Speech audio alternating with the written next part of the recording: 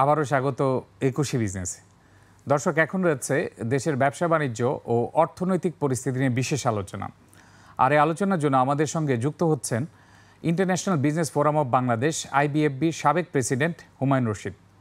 দর্শক, একুশে বিজনেসের এই অংশটি দেখছেন আলোক হেলথ কেয়ার অ্যান্ড হাসপাতালের সৌজন্যে, powered by National Agri Care Group. আমরা অতিথির সাথে যুক্ত হওয়ার জন্য অপেক্ষা করছি। জি, আসসালামু আলাইকুম। ওয়ালাইকুম আসসালাম। জি, হুমায়ুন রশিদ ভাই, প্রথমে আপনার কাছে জানতে চাচ্ছি, প্রস্তাবিত যে বাজেট ছিল বড় কোনো ধরনের পরিবর্তন ছাড়াই পাশ হচ্ছে আজ, তাহলে প্রস্তাবিত বাজেটটি পাশ হয়ে গেলে সামগ্রিক এই বাজেটের প্রভাব আমাদের অর্থনীতিতে কিভাবে পড়বে? ধন্যবাদ আপনাকে। বাজেট গত বছরের তুলনায় বছর বাজেট কমে এসছে। আপনি জানেন যে কম ইয়ার বাজেটের যে কালচার, আমরা প্রতি বছর দেখি যে বাজেট হলেই একটা মশাল মিছিল হয় সন্ধ্যায়। এখন আর ওই মশাল মিছিল হয় না। দিন পরিবর্তন হয়েছে, তবে দিন পরিবর্তনের সাথে সাথে অনেক বেশি অতীতের অভিজ্ঞতার আলোকে এখন বর্তমানে আমরা অনেক বেশি চ্যালেঞ্জ ফেস করছি। এই চ্যালেঞ্জগুলা কি? চ্যালেঞ্জগুলো আভ্যন্তরীণ চ্যালেঞ্জ এবং বৈশ্বিক চ্যালেঞ্জ, সারা বিশ্ব জুড়ে একটা চ্যালেঞ্জ যার প্রভাব আমাদের ভিতরে আসছে। আপনি দেখেন, এর সবচেয়ে বড় জায়গা সেটা হচ্ছে যে এই সংগ্রহ করা, এই যে পরিমাণ টাকা ইন্ডিয়াকে সংগ্রহ করতে হয়, যেটা হচ্ছে এই সংগ্রহটা কিন্তু খুব কঠিন কাজ, এবং এই কঠিন কাজটা করার জন্য যে ক্যাপাসিটি বিল্ড করা হয়, এই ক্যাপাসিটি বিল্ডকে ফোকাস করা হয়নি। এই একই রিসোর্সেস দিয়ে আপনি যে অতীতে যেভাবে ম্যানেজ করেছেন, এখনো সেম ভাবে যদি ম্যানেজ করতে যান, এটা একটা বড় চ্যালেঞ্জ।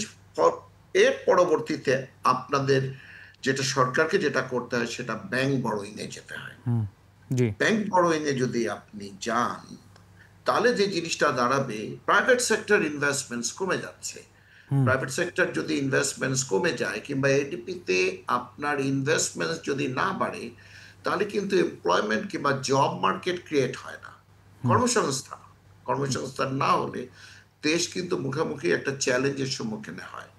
আজকে আমাদের দেশে দুটা রপ্তানি, আমি যদি বলি যে রপ্তানি করে আমরা যে জিনিসটা বৈদেশিক মুদ্রা অপারেশন আর্ন করে থাকি, এই অর্জনের প্রথম যে জিনিসটা সেটা হচ্ছে মোটা দাগে আমি বলবো যে আমাদের রেমিটেন্স।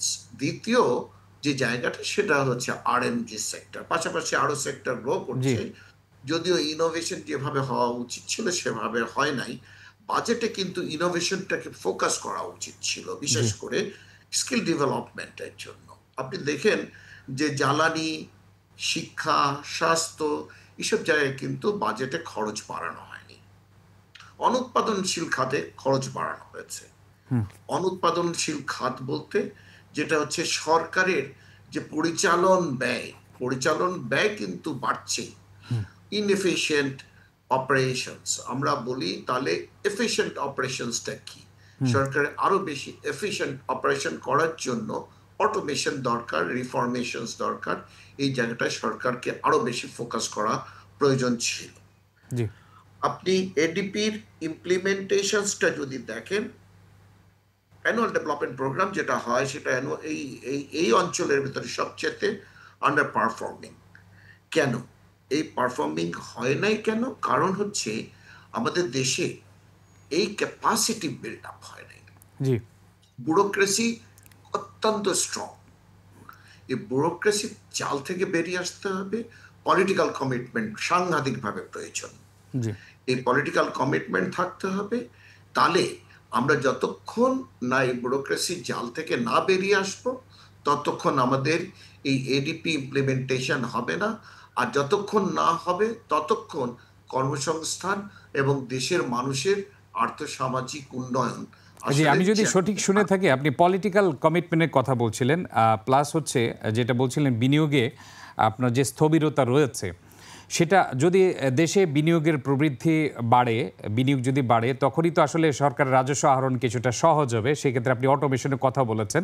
তাহলে বিনিয়োগকে যদি অটোমেশনের সাথে লিঙ্ক করি, তাহলে বিপরীতমুখী হয়ে গেল না সরকারের একই নীতি, প্লাস পলিটিক্যাল যে ইনস্টেবিলিটি, সেটা কি কিছুটা কমে যাচ্ছে বলে আপনার মনে হয় কিনা? আমাদের দেশে একটা সরকারের চেঞ্জ এসছে।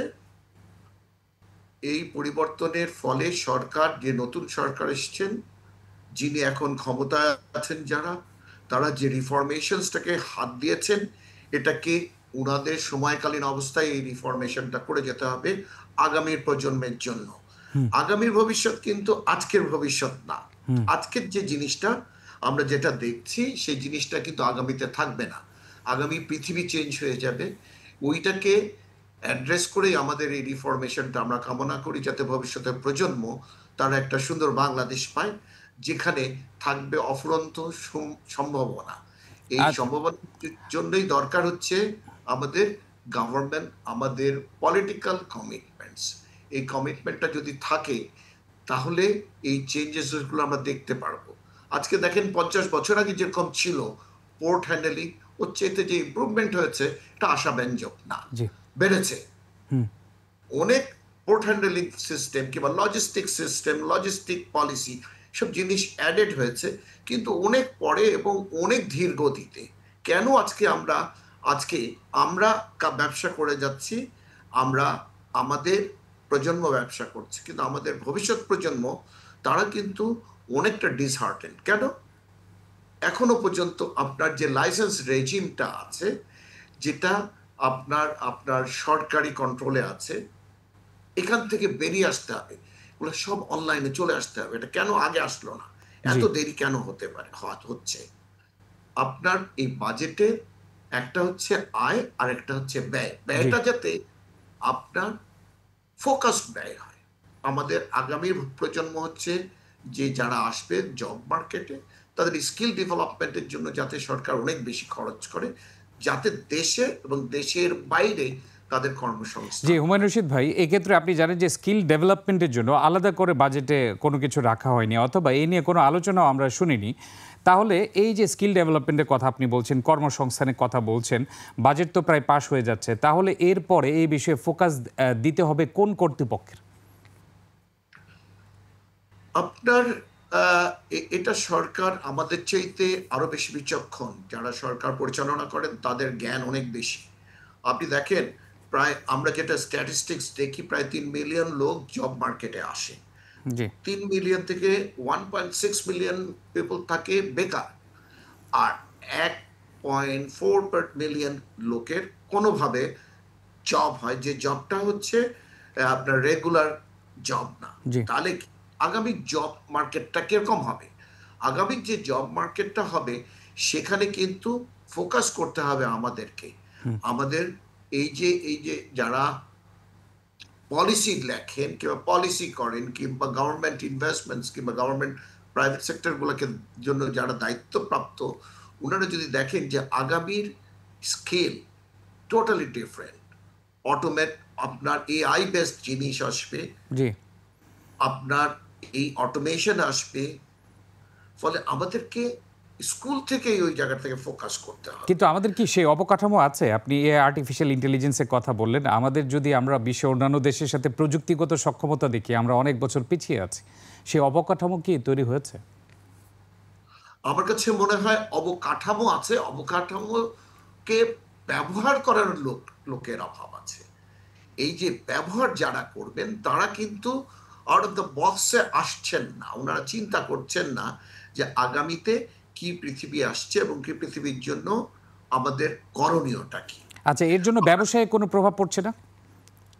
অবশ্যই আমাদের ব্যবসায় যে প্রভাবটা পড়ছে, সেটা হচ্ছে এখনো আমরা বিদেশ থেকে এই এক্সপ্যাট লোকজনকে দিয়ে এখনো গার্মেন্টস ফ্যাক্টরি অপারেট করছি। কেন এই বাংলাদেশি লোকজন এক্সপ্যাট হয়ে বাইরে কাজে যাচ্ছে না? কেন এই বাংলাদেশের মার্চেন্ডাইজার সে নিউ ইয়র্কে যেয়ে কাজ পাচ্ছে না, কিংবা প্যারিসে যেয়ে কাজ পাচ্ছে না, কিংবা আপনার জার্মানিতে যে কাজ পাচ্ছে না? তাদেরকে এই স্টেজে নিয়ে যেতে হবে। এই স্টেজে নিয়ে যেতে হলে আমাদের 90% করা আছে, 10% বাকির জন্য আমরা পারছি না। জি। এই জায়গাটা কি, এটাই অ্যাসেসমেন্টের দরকার। বিশেষ করে আমাদেরকে তাদের কালচার বুঝতে হবে, ল্যাঙ্গুয়েজ বুঝতে হবে, তাদের নিড বুঝতে হবে, তাদের মার্কেট এবং মার্কেট ডিজাইন বুঝতে হবে। এগুলো সবগুলা বুঝলে আমরা আমাদের দেশ থেকে বিশেষ করে আরএনজি সেক্টরের লোক ক্রিয়েট করতে পারি যারা বিদেশে যেয়ে কাজ করবে। এবং এখানেও কিন্তু একটা অপরচুনিটিস অনেক বড় হয়ে গেছে, জি এটা কাজে লাগাতে হবে। জি, এটা কিন্তু আরএমজি সেক্টর সরকার ছাড়া অন্যান্য আর কোনো সেক্টরে আসলে এতটা ফোকাস দেয়া হয় না কখনোই। হ্যাঁ, এই ক্ষেত্রে আরএমজির মতো অন্যান্য সেক্টরগুলোকে আরও নারিশ করা যায় কিনা দেশের বিনিয়োগ বাড়ানোর জন্য? আপনার সুন্দর প্রশ্নের জন্য ধন্যবাদ। আমি আমি ইঞ্জিনিয়ারিং বেসড ব্যবসার সাথে জড়িত। আমি আমার ব্যক্তিগত ব্যবসার জিনিস আপনার সাথে একটু শেয়ার করি। আমরা ট্রান্সফর্মার বানাই এবং আমরা রপ্তানি করি ভারত, নেপাল এইসব দেশে। এইসব দেশে এক্সপোর্ট করতে হলে ইঞ্জিনিয়ারিং পণ্যের কিন্তু স্ট্যান্ডার্ডাইজেশন লাগে ওই দেশের নিয়ম অনুসারে।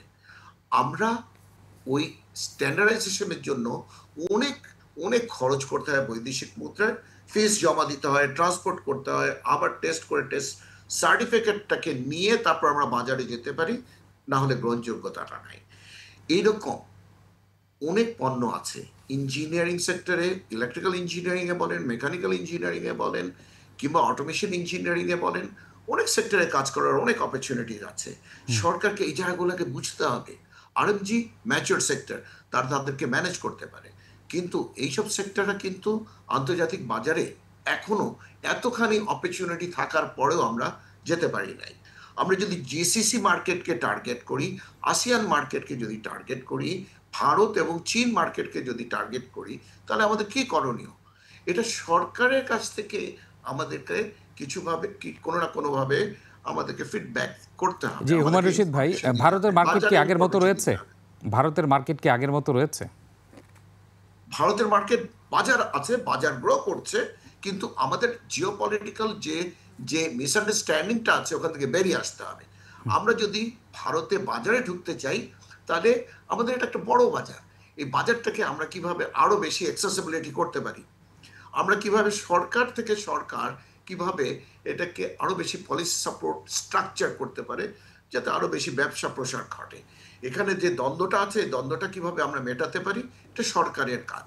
জি, আমাদের হুমায়ুন কাজ রশিদ ভাই, এই ক্ষেত্রে আরেকটু পলিসি নিয়ে যেহেতু আপনি বলছেন, বিদেশি বিনিয়োগকারী যখন আমাদের ইজেডে এখন থেকে বিনিয়োগ করলে আগে পুরাতন যন্ত্রপাতি দেশে এনে বিনিয়োগ মানে কাজ পরিচালনা করার সুযোগ ছিল না, সেটি আপনি জানেন গত সপ্তাহ থেকে অনুমতি দেওয়া হয়েছে এবং এটাকে অনেকেই সাধুবাদ জানিয়েছে। এতে বিদেশি বিনিয়োগ বৃদ্ধি পাওয়ার কিছুটা সম্ভাবনা আছে কিনা? আপনার এটা প্রত্যেকটা দেশেই আছে, এটাকে বলে ফ্যাক্টরি রিলোকেশনস। পৃথিবীতে অনেক সানসেট ইন্ডাস্ট্রিজ আছে, যেসব ইন্ডাস্ট্রিজ ওইসব দেশে চালানো কষ্টসাধ্য এবং ব্যয়বহুল। এটা যদি বাংলাদেশে আসে, বাংলাদেশে কিন্তু এখনো অপরচুনিটি আছে। আমাদের দেশে তুলনামূলকভাবে সস্তা লেবার পাওয়া যায়, ফলে এইসব ফ্যাক্টরি যদি রিলোকেট করা হয় তাহলে এটাকে এনকারেজ করা উচিত। এবং আমাদের দেশে এই ফ্যাক্টরিগুলো রিলোকেট হলে কিন্তু ইঞ্জিনিয়ারিং ডেভেলপমেন্টটা হবে, যে প্রকৌশলগত খাতে এই জায়গাটায় আরো বেশি ইনভেস্টমেন্ট আসবে, স্থানীয় উদ্যোক্তারাও কিন্তু ইনভেস্টমেন্ট করবেন। জি তবে এখানে এমন কোনো ফ্যাক্টরি আসতে দেওয়া উচিত না যে ফ্যাক্টরিগুলা আমাদের দেশের এনভায়রনমেন্টকে পলিউট করবে, এবং এই আমাদের দেশের এনভায়রনমেন্টকে পলিউট যাতে না করে এইসব জিনিসটা ডিউ ডিলিজেন্স করার মতন জ্ঞানী লোক ওখানে বসতে হবে। জি যারা বাধা দেয় এরকম লোক বসলে হবে না, জি এটাকে এনকারেজ করার জন্য একটা সার্টেন পিরিয়ডের ভিতর পারমিশনটা হয়ে যেতে হবে।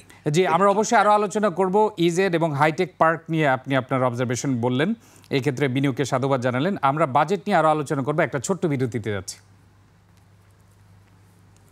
দর্শক, এ পর্যায়ে নিচ্ছে একটা বিরতি, ফিরছি একটু পরেই, ততক্ষণ আমাদের সঙ্গেই থাকুন।